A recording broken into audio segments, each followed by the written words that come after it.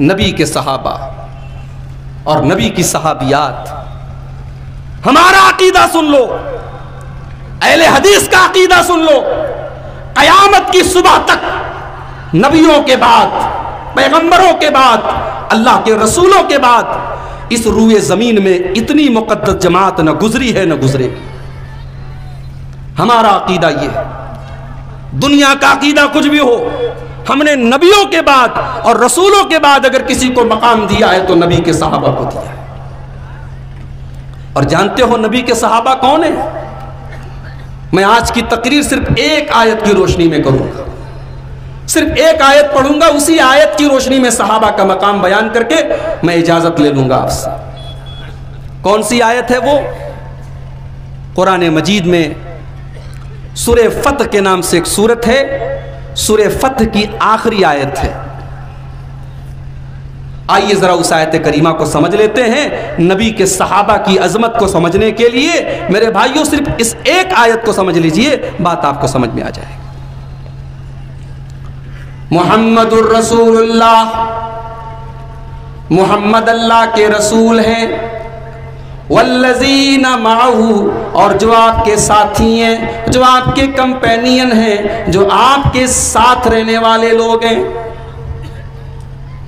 یہاں غور کرنے والی بات یہ ہے, جب نبی کے صحابہ کی بات چل رہی ہے, جب مقام بیان کیا جا رہا ہے نبی کے صحابہ کا, جب عظمت بیان کی جا رہی ہے نبی کے صحابہ کی, تو شروع میں یہ کیوں کہا جا رہا ہے کہ محمد اللہ کے رسول ہیں؟ اس کو سمجھنے کے لیے آؤ 1400 سال پہلے چلتے ہیں. سن 6 ہجری کا زمانہ ہے. اللہ کے نبی 1400 صحابہ کرام کو مکہ مدینہ سے لے کر کے مکہ جا رہے ہیں. احرام پہنے ہوئے, عمرہ کرنے کے ارادے سے اللہ کے نبی نکلے ہوئے ہیں. حدیبیہ نام کی ایک جگہ پر مکہ کے کافروں نے روک لیا. اے محمد آپ مکے میں انٹری نہیں کر سکتے, اے محمد آپ کے صحابہ مکے میں انٹری نہیں کر سکتے, آپ مکہ میں داخل نہیں ہو سکتے. کہا کیوں؟ ہم تو کوئی ہتھیار لے کے نہیں آئے, ہم تو لڑنے کے لیے نہیں آئے, ہم تو احرام کا کپڑا پہن کر کے آئے ہیں, ہمارے ساتھ تو قربانی کے جانور بھی ہیں, ہم تو عمرہ کرنے کے لیے آئے ہیں, ہم تو اللہ کے گھر کا طواف کرنے کے لیے آئے ہیں, تم ہم کو کیوں روک رہے ہو؟ اے محمد ہم آپ کو عمرہ کرنے بھی نہیں دیں گے. آپ نے ہمارے دین سے بغاوت کی ہے اور آپ نے نیا دین قائم کر لیا ہے, ہم آپ کو خانے کعبہ کا طواف بھی نہیں کرنے دیں گے, عمرہ بھی کرنے نہیں دیں گے. صحابہ بھی اڑ گئے, ہم تو آئے ہیں عمرہ کر کے جائیں گے. اللہ کے نبی نے دیکھا بہت مسئلہ گرم ہو رہا ہے. اللہ کے نبی نے حضرت عثمان غنی سے کہا, اے عثمان ایک کام کرو, تم مکہ والوں کے پاس جا کر کے ان سے بات کرو, ان سے ڈسکشن کرو, ان سے گفتگو کرو اور ان کو سمجھانے کی کوشش کرو کہ ہم عمرہ کرنے کے لیے آئے ہیں. عثمان غنی مکہ گئے, مکہ کے کافروں نے ان کو روک لیا. ادھر مسلمانوں کے بیچ میں یہ افواہ اڑ گئی کہ مسلمانوں کے صحابی کو, حضرت عثمان غنی کو مکہ کے کافروں نے قتل کر ڈالا, شہید کر ڈالا. آج ہمارے بہت سارے بھائی یہ عقیدہ رکھتے ہیں کہ اللہ کے نبی عالم الغیب تھے, اللہ کے نبی کو سب کچھ پتا تھا. اگر اللہ کے نبی کو سب کچھ پتا تھا تو آپ کو بھی یہ بھی پتا تھا کہ حضرت عثمان غنی شہید نہیں ہوئے ہیں, مکہ والوں نے ان کو روک لیا ہے. مگر یہاں اللہ کے نبی نے 1400 صحابہ کرام کے ساتھ مل کر کے ایک پیڑ کے نیچے آپ نے بیعت کی کہ عثمان غنی کے خون کا بدلہ جب تک ہم لوگ نہیں لے لیں گے ہم یہاں سے واپس نہیں جائیں گے. 1400 صحابہ کرام ہیں, اللہ کے نبی کے ہاتھ کے اوپر اپنا ہاتھ رکھ کر کے وہ بیعت کر رہے ہیں, وہ ایگریمنٹ کر رہے ہیں, وہ وعدہ کر رہے ہیں کہ ہم عثمان غنی کے خون کا بدلہ لے کر کے یہاں سے جائیں گے, ہم خالی ہاتھ نہیں جائیں گے. 1400 صحابہ کرام نبی کے ہاتھ پر بیعت کر رہے ہیں اور قرآن کریم میں اللہ تعالیٰ اس بیعت کا نقشہ کھینچ رہا ہے. لقد رضی اللہ عن المؤمنین اذ یبایعونک تحت الشجرہ فعلم ما فی قلوبہم فعلم ما فی قلوبہم فانزل السکینۃ علیہم واثابہم فتحا قریبا. او لوگو میں تو اپنے نبی کے ان 1400 صحابہ کرام سے راضی ہو گیا جو پیڑ کے نیچے میرے نبی کے ہاتھ کے اوپر بیعت کر رہے تھے. ایک بات بتاؤں آپ کو، جھارکھنڈ سے آپ کسی مسجد کا چندہ کرنے کے لیے اگر یو پی جائیں گے تو یو پی کی جو صوبائی جمعیت ہے اس سے آپ کو تصدیق نامہ لینا پڑے گا، توصیہ لینا پڑے گا. پھر اگر آپ بنارس میں چندہ کرنے کے لیے آئیں گے تو جو بنارس کی ڈسٹرکٹ لیول کی جو جمعیت ہے، ضلعی جمعیت ہے، اس سے آپ کو توصیہ لینا پڑے گا. تب بنارس میں چندہ دینے والے کہیں گے ہاں بھائی اب یہ مدرسہ صحیح ہے، اس کو چندہ دیا جائے. یہ سسٹم ہے، پورے انڈیا کا سسٹم ہے. یہ سسٹم کیوں بنایا گیا؟ یہ سسٹم اس لیے بنا تھا کہ کوئی فرضی چندہ کرنے والا اگر چندہ کرنے جائے تو پکڑ لیا جائے. یہ جو توصیہ لکھا جاتا ہے، یہ جو جمعیتیں توصیہ لکھتی ہیں، یہ ویریفائی کرتی ہیں، یہ ستیاپن کرتی ہیں، یہ تصدیق کرتی ہیں کہ یہ مدرسہ صحیح ہے، یہ مسجد صحیح ہے، اس کو چندہ دے دیا جائے، اس کا تعاون کر دیا جائے. او لوگو، ہم نے تو صوبائی جمعیت کی تصدیق پر چندہ دے دیا، ہم نے ضلعی جمعیت کی تصدیق پر چندہ دے دیا کیونکہ ہم نے بھروسہ کر لیا کہ صوبائی اور ضلعی جمعیت کے لوگ ذمہ دار ہیں اور وہ صحیح تصدیق کر رہے ہیں. میرے پیارے بھائیوں، میرے نبی کے صحابہ تو وہ لوگ ہیں جن کا توصیہ ساتوں آسمان کے اوپر سے آیا ہے، جن کی تصدیق کرنے والا میرا رب ہے، جن کی تصدیق کرنے والا عرش والا ہے. اس نے ساتوں آسمان کے اوپر سے ان کا توصیہ بھیجا ہے. اللہ نے فرمایا والسابقون الاولون من المہاجرین والانصار والذین اتبعوہم بإحسان رضی اللہ عنہم ورضوا عنہ. او لوگو، میں اپنے نبی کے تمام صحابہ سے راضی ہوں. میں سرٹیفائی کر رہا ہوں، میں تصدیق کر رہا ہوں، میں ستیاپت کر رہا ہوں. لقد رضی اللہ، کہ میں ان سے راضی ہو گیا، میں ان سے راضی ہو گیا، وہ مجھ سے راضی ہو گئے.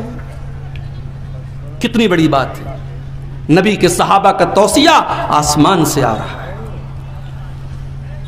آج میرے پاس، میں ٹرین میں آ رہا تھا، میرے پاس ایک کال آیا الہ آباد سے.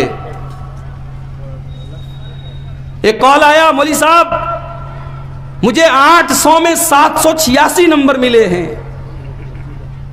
ایک اسٹوڈنٹ تھا مدرسے کا، عربی کی 3ری جماعت میں پڑھ رہا ہے. اس نے کہا مولوی صاحب مجھے 800 میں 786 نمبر ملے ہیں.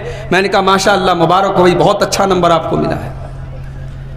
800 میں 786 نمبر ملنا کوئی معمولی بات تھوڑی ہے، مذاق بات تھوڑی ہے. دنیا میں اگر کسی کو 800 میں 786 مل جائے، 780 مل جائے، 790 مل جائے، 799 مل جائے، وہ بہت بڑا 30 مارکہ مانا جاتا ہے، وہ بہت بڑا کامیاب مانا جاتا ہے.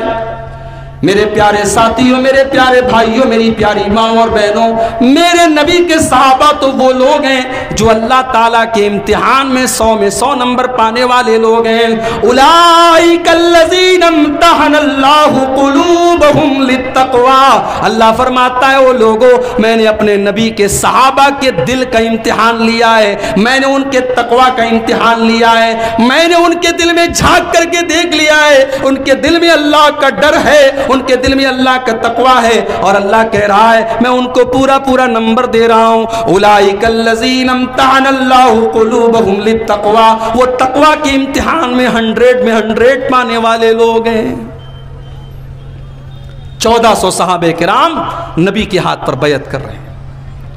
واقعہ لمبا ہے.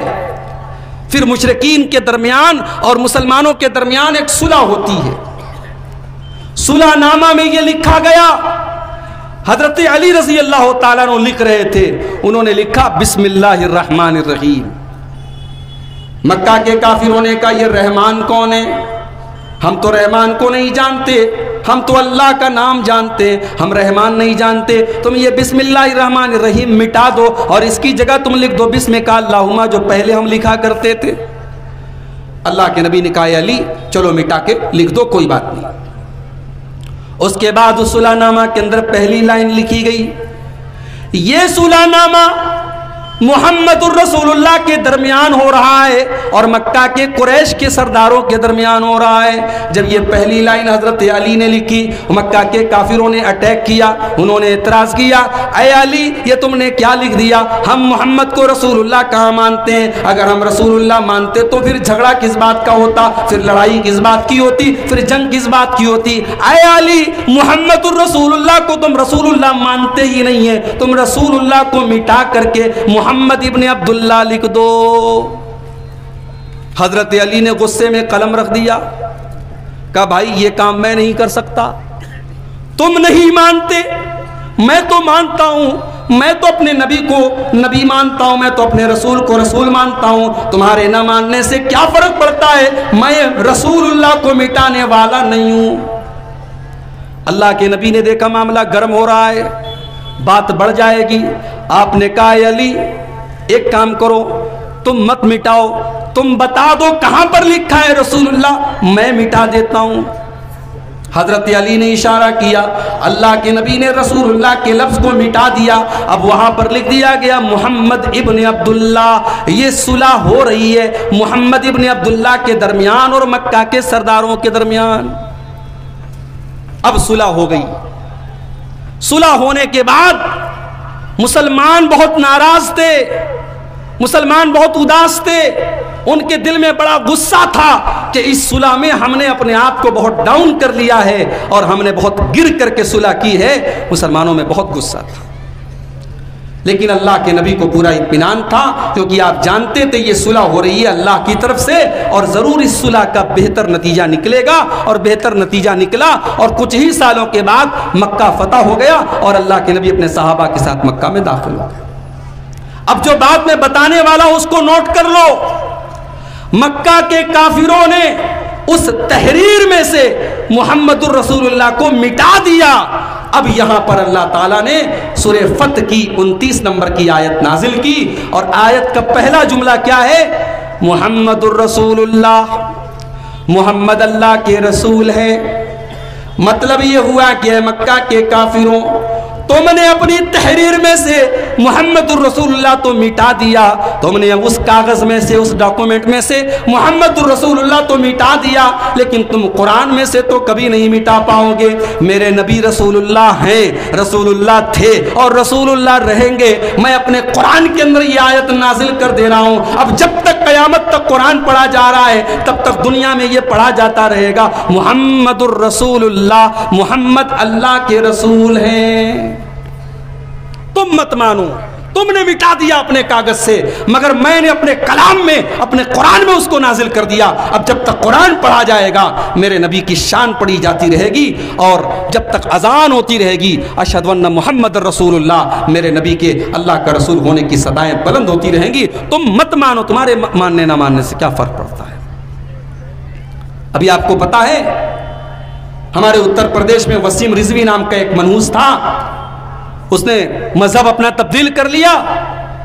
چلو بھائی کوئی بات نہیں، بہت سارے لوگ ہوتے ہیں بھائی شہد کی مکھی پھول پر بیٹھتی ہے اور عام مکھی گندگی پر بیٹھتی ہے، تو یہ نیچر ہے، یہ مزاج ہے۔ شہد کی مکھی کو پھول پسند ہے، مکھی کو پاخانہ پسند ہے، تو اب کوئی اسلام کو چھوڑ کر کے مرتد ہو گیا، بھائی ٹھیک ہے، تمہیں اسلام نہیں سمجھ میں آیا، تمہارے دل میں اللہ تعالیٰ نے ہدایت نہیں لکھی تھی، کوئی بات نہیں، اللہ تعالیٰ نے تمہارے دل پر مہر لگا دی۔ مگر وسیم رضوی نے جب اسلام کو چھوڑا، وہ تکلیف کی بات تو تھی، مگر اس سے بڑی تکلیف کی بات یہ تھی کہ اس کمینے نے اللہ کے رسول کی سیرت پر ایک گھناؤنی کتاب لکھی، اللہ کے نبی کی ذات پر اس نے حملے کیے، اللہ کے نبی کو برا بھلا کہا، اللہ کے نبی کے کردار اور کیریکٹر پر اس نے اپنی کتاب میں اس نے گندے گندے الزام لگائے۔ میرے بھائیوں، سورج پر تھوکنے سے سورج کی روشنی میں کوئی کمی آنے والی نہیں ہے۔ کتے بھونکتے رہتے ہیں، ہاتھی چلتا رہتا ہے، کتوں کے بھونکنے سے ہاتھی کی اسپیڈ میں اور ہاتھی کی رفتار میں کوئی فرق نہیں پڑتا ہے۔ میرے نبی کے کیریکٹر اور کردار پر اگر کوئی انگلی اٹھائے تو میرے نبی کے کردار پر الحمدللہ کوئی فرق پڑنے والا نہیں ہے۔ میرے نبی کا کردار کل بھی بلند تھا، آج بھی بلند ہے اور قیامت تک بلند رہے گا۔ تو اللہ نے کہا محمد اللہ کے رسول ہیں۔ اس کے بعد فرمایا والذین معہو، اور جو میرے نبی کے ساتھی ہیں، جو میرے نبی کے ساتھ ہیں۔ اس جملے پر ذرا غور کرنا، صحابہ نبی کے ساتھ ہیں، خوشی میں بھی ساتھ ہیں، غمی میں بھی ساتھ ہیں، غریبی میں بھی ساتھ ہیں، امیری میں بھی ساتھ ہیں، آسانی میں بھی ساتھ ہیں، پریشانی میں بھی ساتھ ہیں۔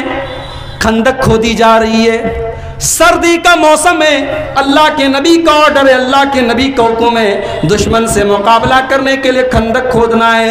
پتھروں کو توڑ توڑ کر کے خندق کھودی جا رہی ہے۔ میرے پیارے بھائیوں، وہ بلڈوزر کا زمانہ نہیں تھا، وہ کرین کا زمانہ نہیں تھا، وہ سارے کے سارے کام تو انسان کدال اور پھاوڑے سے کیا کرتے تھے۔ وہ لوگوں تین دن کے بھوکے میرے نبی کے صحابہ پیٹ پہ پتھر باندھ کر کے نبی کے حکم کی تعمیل کر رہے ہیں، وہ پیٹ پر پتھر باندھ کر کے خندق کھود رہے ہیں۔ سردی کا موسم ہے، سردی لگ رہی ہے، ان کے بدن کانپ رہے ہیں، مگر نبی کی محبت دیکھو، اسلام کی محبت دیکھو، وہ اس عالم میں بھی نبی کے ساتھ ہیں۔ والذین معہو، میرے نبی کے صحابہ میرے نبی کے ساتھ ہیں۔ غزوہ بدر کا موقع یاد کرو، بدر کی لڑائی ہونے کے پہلے اللہ کے نبی صحابہ کی ایک میٹنگ بلاتے ہیں، صحابہ اکٹھا ہو گئے۔ اللہ کے نبی نے صحابہ سے کہا، اے میرے صحابہ، یہ پہلے سے تو کوئی پلاننگ نہیں تھی ہماری لڑائی کرنے کی، لیکن اب حالات ایسے پیدا ہو گئے، ہمیں لڑائی کرنا ہے، اور 1000 کی تعداد میں دشمن آ رہا ہے، ہماری تعداد کم ہے، ہماری تعداد 313 ہے، ہمیں کیا کرنا چاہیے؟ ایک صحابی کھڑے ہو گئے، اے اللہ کے نبی گھبرانے کی کوئی بات نہیں ہے، اے اللہ کے نبی ہم موسیٰ علیہ السلام کے ساتھیوں کی طرح نہیں ہیں، ہم آپ سے یہ نہیں کہیں گے کہ اے محمد آپ جائیے اور آپ کا رب جانے، ہم یہاں پر بیٹھ کر کے تماشا دیکھیں گے، نہیں، اے اللہ کے نبی ہم آپ کے ساتھی ہیں، ہم آپ کے صحابہ ہیں، ہم آپ کے ساتھ اپنی جان لڑا دیں گے، ہم آپ کے ساتھ اپنی جان دینے کو تیار ہیں۔ لیکن ابھی اللہ کے نبی کو اطمینان نہیں ہو رہا ہے، کیونکہ اللہ کے نبی اپنے انصاری صحابہ کی رائے جاننا چاہتے تھے کہ میرے انصار صحابہ کیا کہہ رہے ہیں، کیونکہ انصار صحابہ نے یہ وعدہ کیا تھا کہ اگر مدینہ کے اوپر کوئی اٹیک کرے گا، مدینہ کے اندر کوئی اٹیک کرے گا تو ہم مدینہ کا ڈیفنس کریں گے، مگر بدر کی لڑائی تو مدینہ کے باہر لڑی جا رہی ہے۔ اللہ کے نبی یہ چاہتے تھے کہ میرے انصار جو صحابہ ہیں وہ کیا کہتے ہیں۔ جب بار بار اللہ کے نبی انصاری صحابہ کی بات جاننا چاہ رہے تھے تو حضرت سعد بن عبادہ کھڑے ہوئے اور کہنے لگے، اے اللہ کے نبی آپ شاید ہماری رائے جاننا چاہتے ہیں، آپ یہ جاننا چاہتے ہیں کہ آپ کے انصاری صحابہ کی کیا رائے ہے۔ اے اللہ کے نبی والذی نفسی بیدہ، اس اللہ کی قسم جس کے ہاتھ میں میری جان ہے، لو امرتنا ان نخیدها فی البحر لاخذناها، اے اللہ کے نبی اگر آپ حکم دے دیں کہ ہم سمندر کے پانی کے اندر اپنے گھوڑوں کو دوڑا دیں تو اے اللہ کے نبی آپ کے انصاری صحابہ اپنے گھوڑوں کو پانی کے اندر دوڑانے کو تیار ہیں۔ اے اللہ کے نبی اگر آپ حکم دے دیں کہ ہم اپنے گھوڑوں کو مکہ کے باہر اور عرب کے باہر لے کر کے چلے جائیں، برق الغماد تک لے کر کے چلے جائیں، تو اے اللہ کے نبی ہم اپنے گھوڑوں کو برق الغماد تک لے کے جانے کو تیار ہیں۔ میرے بھائیوں، نبی کے ساتھی ہر حال میں نبی کا ساتھ دینے والے ہیں۔ ہجرت کی رات یاد کرو، اللہ کے نبی حضرت علی سے کہتے ہیں کہ علی آج کی رات تمہیں میرے بستر پہ سونا ہے۔ حضرت علی جانتے ہیں جان کا خطرہ ہے، جان کا خطرہ ہے، ہو سکتا ہے کہ دشمن اٹیک کر دے اور آج میری زندگی چلی جائے، مگر حضرت علی کی زبان پر ایک بار بھی نہ نہیں آتا، ان کی پیشانی پر ایک بار بھی بل نہیں پڑتا۔ اے اللہ کے نبی اگر آپ کا حکم ہے میں آپ کے بستر پر آپ کی جگہ لیٹنے کے لیے تیار ہوں۔ حضرت علی بھی اپنے نبی کا ساتھ دینے کو تیار ہیں۔ پھر آگے بڑھو، اللہ کے نبی حضرت ابوبکر صدیق کے ساتھ جا رہے ہیں، غار ثور میں پہنچتے ہیں۔ غار ثور میں بہت سے چھوٹے چھوٹے سوراخ ہیں، حضرت ابوبکر صدیق سارے سوراخوں میں کپڑا ڈال دیتے ہیں، روئی ڈال دیتے ہیں، کاٹن ڈال دیتے ہیں، سارے سوراخوں کا منہ بند کر دیتے ہیں کہ کوئی زہریلا جانور نکل کر کے میرے نبی کو کاٹ نہ لے، میرے نبی کو تکلیف نہ پہنچا دے، مگر ایک سوراخ باقی رہ جاتا ہے۔ سارے سوراخ کا منہ بند کر دیا، ایک سوراخ باقی رہ گیا۔ حضرت ابوبکر نے اپنے پیر کے انگوٹھے سے اس سوراخ کے منہ کو ڈھانپ لیا اور اپنی ران کے اوپر اللہ کے نبی کو کہا کہ اللہ کے نبی تھکے آ رہے ہیں آپ، آئیے میری ران کے اوپر سر رکھ کر کے آرام کر لیجیے۔ نبی اکرم نے اپنے دوست ابو بکر کی ران پر سر رکھا، سفر کی تھکاوٹ تھی، اللہ کے نبی کو نیند آ گئی، اور اس سوراخ کے اندر، جس سوراخ کے اوپر حضرت ابو بکر کا انگوٹھا تھا، اس سوراخ کے اندر کوئی زہریلا جانور نکلنے کی کوشش کر رہا ہے، اور وہ بار بار ڈنک مار رہا ہے، وہ بار بار کاٹ رہا ہے، لیکن حضرت ابو بکر صدیق رضی اللہ تعالیٰ عنہ اپنے انگوٹھے کو اس سوراخ سے ہٹاتے نہیں ہیں کہ اگر میں نے ہٹایا تو کہیں میرے نبی کی نیند نہ کھل جائے۔ حضرت ابو بکر جیسے ہیں اسی حالت میں بیٹھے ہوئے ہیں تاکہ اللہ کے نبی کے آرام میں کوئی خلل نہ پڑے، لیکن تکلیف ہوئی، جانور نے ڈسا، جانور نے ڈنک مارا، تکلیف ہوئی، اور تکلیف کی وجہ سے حضرت ابو بکر کی آنکھوں سے آنسو گرے، اور وہ آنسو گرم گرم آنسو جناب محمد رسول اللہ صلی اللہ علیہ وسلم کے گال کے اوپر گرے۔ اللہ کے نبی کی نیند کھلی، آپ نے کہا ابو بکر کیا بات ہے؟ کہا یا رسول اللہ کوئی جانور ہے مجھے ڈنک مار رہا ہے۔ اللہ کے نبی نے ان کا انگوٹھا ہٹایا، جانور کو نکال کر کے باہر پھینکا، اور اس کے بعد آپ نے اپنا لعاب دہن حضرت ابو بکر کے زخم پہ لگایا، اور ان کا زخم بالکل ٹھیک ہو گیا۔ تو نبی کے صحابہ ہر حال میں نبی کے ساتھ ہیں۔ اشداء علی الکفار، یہ کافروں کے اوپر بڑے سخت ہیں، اللہ کے دشمنوں کے اوپر بڑے سخت ہیں، رحماء بینہم، اور آپس میں بڑے رحم دل ہیں۔ آج ہمارا معاملہ الٹا ہے، آج پولیس اسٹیشن میں چلے جاؤ، مسلمان کے خلاف مخبری کرنے والا مسلمان ہے، اپنوں کے خلاف مخبری کرنے والے اپنے ہی لوگ ہیں، اپنوں کے لیے گڈھا کھودنے والے اپنے ہی لوگ ہیں۔ اشداء علی الکفار رحماء بینہم، میرے نبی کے صحابہ کی شان تو یہ تھی وہ دشمنوں کے لیے سخت تھے اور آپس میں نرم دل تھے۔ بدر کی لڑائی ہو رہی ہے، ایک طرف حضرت ابو بکر صدیق ہے اور دوسری طرف ان کا بیٹا ہے، باپ مسلمان ہے بیٹا کافر ہے، باپ بیٹے کے خلاف جنگ کر رہا ہے، جنگ ختم ہو گئی، بیٹا بھی مسلمان ہو جاتا ہے، عبد الرحمن بھی مسلمان ہو جاتے ہیں۔ بعد میں کہتے ہیں کہ ابا جان بدر کی لڑائی میں جب آپ مسلمان تھے اور میں کافر تھا، میں مشرک تھا، بار بار آپ کی تلوار، آپ کی گردن میری تلوار کے نیچے آ جا رہی تھی، اے ابا جان بار بار یہ موقع آ رہا تھا کہ میں آپ کی گردن اپنی تلوار سے کاٹ سکتا تھا، مگر آپ کی محبت میرے دل پر غالب آ جاتی تھی، مجھے یہ خیال آ جاتا تھا کہ آپ میرے باپ ہیں اور باپ کو میں قتل نہیں کر سکتا۔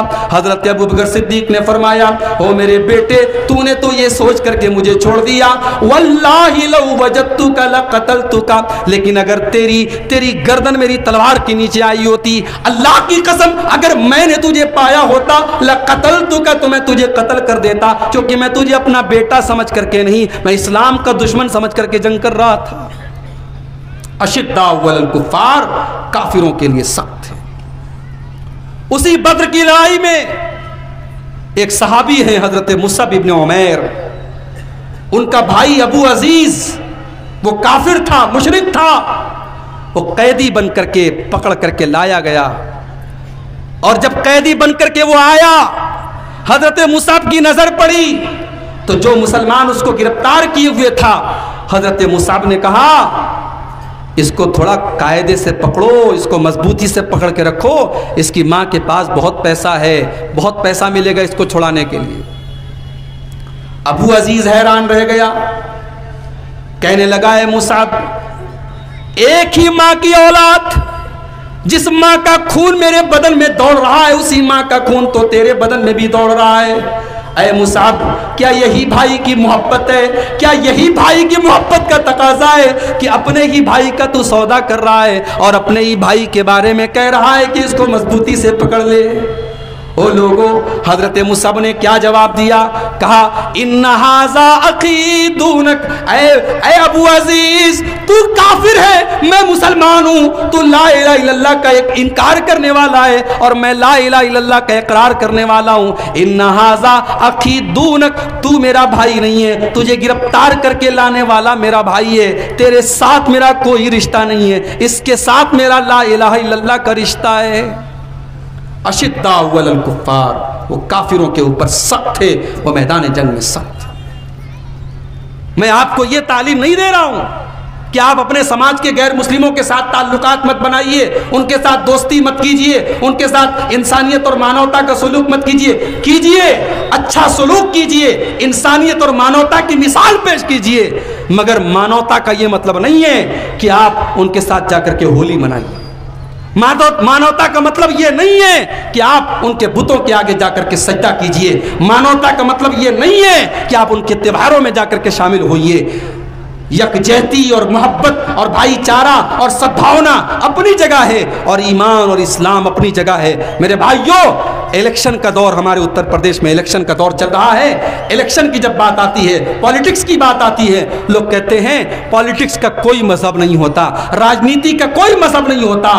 اللہ کی لعنت ہو ایسی راجنیتی پر اور ایسی سیاست پر جو آپ کو ایمان سے خارج کر دے، جو آپ کو اسلام سے خارج کر دے۔ آپ راجنیتی میں اور سیاست میں بھی آپ اچھے بنیں، مگر اپنے اسلام کے ساتھ بنیں، اپنے ایمان کے ساتھ بنیں۔ اگر ایمان اور اسلام سے کمپرومائز کر کے سیاست کرنی پڑتی ہے تو معاف کیجئے، ایسی سیاست سے دور رہنا ہی بہتر ہے۔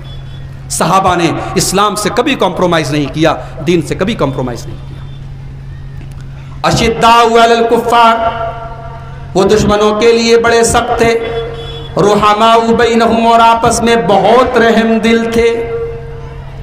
آپس میں اتنے رحم دل تھے کہ جب مکہ کے مہاجر مدینہ پہنچے، ان کے پاس گھر بار بھی نہیں ہے، ان کے پاس کوئی نوکری بھی نہیں ہے، ان کے پاس کوئی بزنس بھی نہیں ہے۔ اللہ کے نبی نے مدینہ کے انصاریوں کے ساتھ مکہ کے مہاجرین کا بھائی چارہ کروایا، نام لے کر کے بتایا یہ مکہ کا مہاجر مدینہ کے فلاں انصاری کا بھائی ہے۔ آپ نے نام لے کر کے بھائی چارہ کرایا۔ حضرت عبد الرحمن ابن عوف بھی ایک مہاجر صحابی ہیں، ان کا بھائی چارہ اپنے حضرت سعد ابن ربی کے ساتھ کروایا۔ جب دونوں میں بھائی چارہ ہو گیا، حضرت سعد ابن ربی آئے اور کہنے لگے عبد الرحمن، اے میرے بھائی، یہ میرا مال ہے، یہ میرا باغیچہ ہے، یہ میری کھیتی ہے، یہ میری دولت ہے، یہ میری پراپرٹی ہے، آدھی تم لے لو آدھی میں لے لیتا ہوں۔ یہاں تو اپنے سگے بھائی کے خلاف ہمارے مقدمے چل رہے ہیں، اپنی بہنوں کا حق مار کے ہم نے بلڈنگیں بنائی ہیں اور بڑے فخر سے کہتے ہیں ہماری بہن نے ہمارا حصہ ہم کو دے دیا۔ ہمیشہ بہنیں ہی اپنا حصہ کیوں بھائیوں کو دیتی ہیں؟ کبھی بھائی اپنا حصہ بہنوں کو کیوں نہیں دیتے؟ میرے بھائیوں، آپ نے اگر اپنی بہنوں اور اپنی بیٹیوں کا حق مار کے بلڈنگ بنائی ہے تو یقین جانو اس بلڈنگ کی بنیاد میں آپ کی مظلوم بہن کے آنسو ہیں، آپ کی مظلوم بیٹی کے آنسو ہیں۔ اپنے سگے بھائی، اپنے سگے بیٹے اور اپنی سگی بہن کے حق مارنے والے ہم لوگ ہیں۔ ہم کیا جانے محبت کس کو کہتے ہیں اور ایثار کس کو کہتے ہیں۔ یہاں مدینہ کے انصاری صحابی نے کہا، حضرت سعد بن ربی نے کہا کہ اے عبد الرحمن، یہ میرا مال ہے، یہ میری پراپرٹی ہے، آدھی تم لے لو آدھی میں لے لیتا ہوں، بٹوارا کر دیتا ہوں۔ یہاں تک کہا میری 2 بیویاں ہیں، تم پسند کر لو، میں طلاق دے دیتا ہوں، وہ عدت گزارنے کے بعد تمہارے ساتھ شادی کر لے گی۔ ہو سکتا ہے تمہیں مدینہ کے اندر بھی کوئی رشتہ نہ ملے، ہو سکتا ہے تمہارا رشتہ نہ ہو، شادی نہ ہو، اس لیے میں اپنی ایک بیوی کو طلاق دینے کو تیار ہوں اور وہ میری بیوی تم سے نکاح کرنے کے لیے بھی تیار ہے۔ اگر تم چاہو تو میں ایسا بھی کر سکتا ہوں۔ پوری دنیا کی تاریخ میں، پورے مانو اتہاس میں ایثار اور قربانی کی ایسی مثال نہیں ملتی میرے بھائیوں جو مثال نبی کے صحابہ نے پیش کی تھی۔ ایک دن اللہ کے نبی کے پاس ایک صحابی آئے، اے اللہ کے نبی بھوکا ہوں، اگر آپ کے پاس کچھ کھانے کو ہو تو مجھے دے دیجیے۔ اللہ کے نبی نے اپنے گھر میں پتہ کروایا، گھر سے جواب آیا کہ آج ہمارے گھر میں کھانے کو کچھ بھی نہیں ہے۔ نبی نے دوسری بیوی کے گھر میں پیغام بھجوایا، دوسری کے گھر سے جواب آیا کہ ہمارے گھر میں بھی کھانے کو کچھ نہیں ہے۔ 9 بیویاں تھی، 9 بیویوں کے گھر میں کھانے کو کچھ بھی نہیں ہے۔ ہو لوگو، میرا نبی اللہ کا سچا نبی ہے، میرے نبی اللہ کے سچے نبی ہیں۔ اگر کوئی دنیا پرست انسان ہوتا، اگر کوئی دنیا طلب انسان ہوتا تو اس کے گھر میں عیش و آرام کی زندگی ہوتی۔ میرے نبی نے تو بڑی پریشانی کی زندگی گزاری ہے۔ میرے نبی کی 9 بیویوں کے گھر میں کھانے کو کچھ نہیں ہے۔ اللہ کے نبی صحابہ کے بیچ میں کھڑے ہوئے، آپ نے کہا یہ میرا مہمان ہے، کوئی اس کو کھانا کھلائے گا؟ کوئی ہے جو میرے مہمان کو کھانا کھلائے گا؟ حضرت ابو طلحہ کھڑے ہو گئے، اے اللہ کے نبی آپ کا مہمان میرا مہمان ہے، میں کھانا کھلاؤں گا آپ کے مہمان۔ پتہ کرنے نہیں گئے گھر میں کھانا کتنا بنا ہے کہ نہیں بنا ہے، بڑے اطمینان سے بڑے یقین سے کہا کہ اللہ کے نبی آپ کے مہمان کو میں کھانا کھلاؤں گا۔ گھر آئے، بیوی سے پوچھا میں مہمان لے کر کے آیا ہوں۔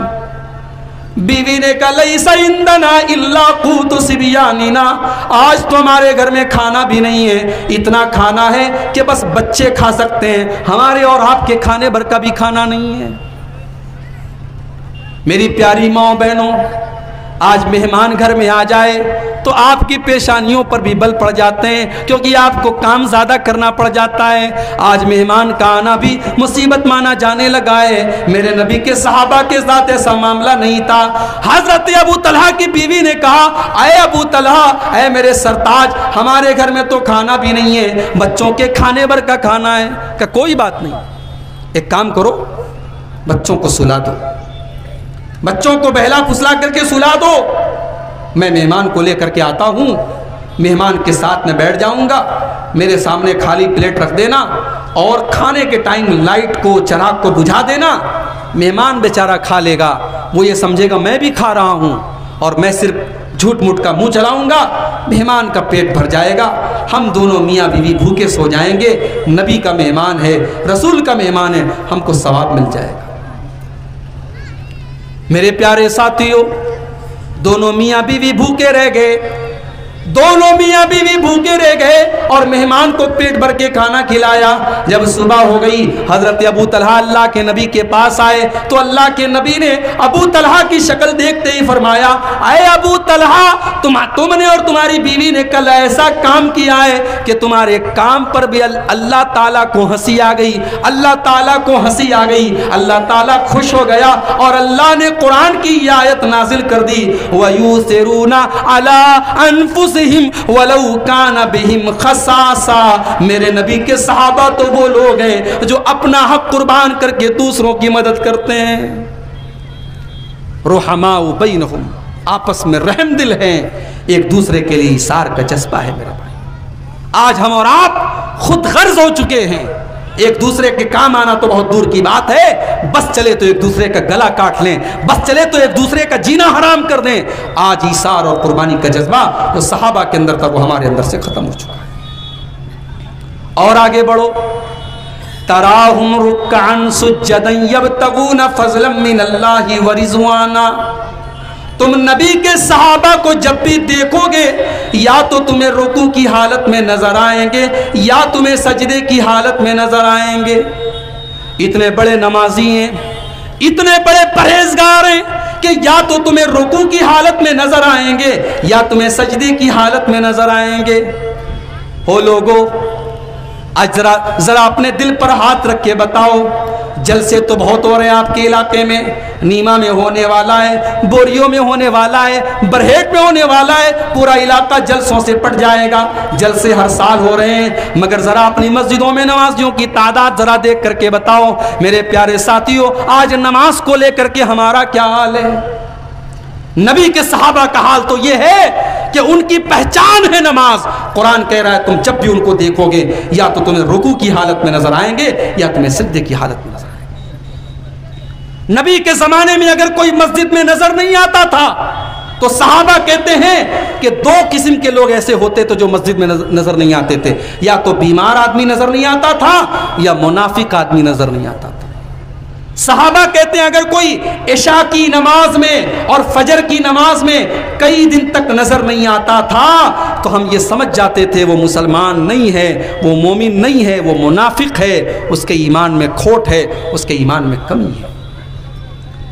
صحابہ کا حال تو یہ تھا، سفر میں اللہ کے نبی کے ساتھ جا رہے ہیں، عصر کی نماز کا ٹائم آ جاتا ہے، عصر کی نماز کا ٹائم آ جاتا ہے، मुशरिकों को पता चलता है, मुशरिक लोग आपस में मीटिंग करते हैं और कहते हैं कि ये असर का टाइम है, ये नमाज मुसलमानों को इतनी प्यारी है, इतनी प्यारी है, अपनी जान से भी ज़्यादा प्यारी है, अपने बच्चों से भी ज़्यादा प्यारी है। मुसलमान अभी असर की नमाज पढ़ेंगे, बड़ा अच्छा मौका है, हम उनके ऊपर हमला कर देंगे, हम उनके ऊपर मिल करके हमला कर देंगे, उनको ख़त्म कर डालेंगे। मिल करके हमला करने की प्लानिंग की गई, लेकिन अल्लाह के नबी को अल्लाह ताला की तरफ से बता दिया गया।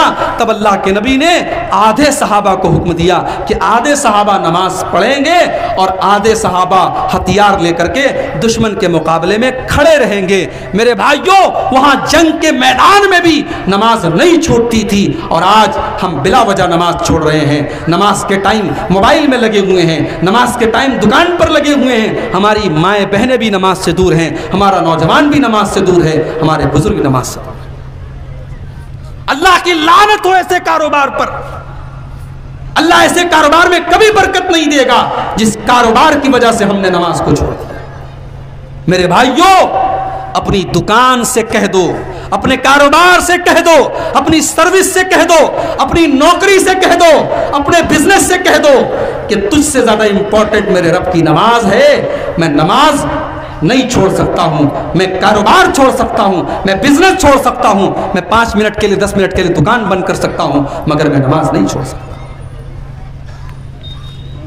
हजरत उस्मान गनी का दौर है, एक अंसारी सहाबी हैं, उनका बहुत बेहतरीन बगीचा है, खजूरों का बाग है और खजूरों के पकने का टाइम है, खजूर पक चुकी है और खजूरों को देख करके वो इतने माव हो गए, इतने खो गए कि उनको बार बार खजूरों का ख्याल आने लगा। नमाज पढ़ने के लिए मस्जिद में गए तो भूल गए कि मैं कितनी रकात मैंने पढ़ा है, क्योंकि बार बार दिमाग में खजूरें आ रही थी, खजूर का पेड़ आ रहा था, खजूर के गुच्छे आ रहे थे।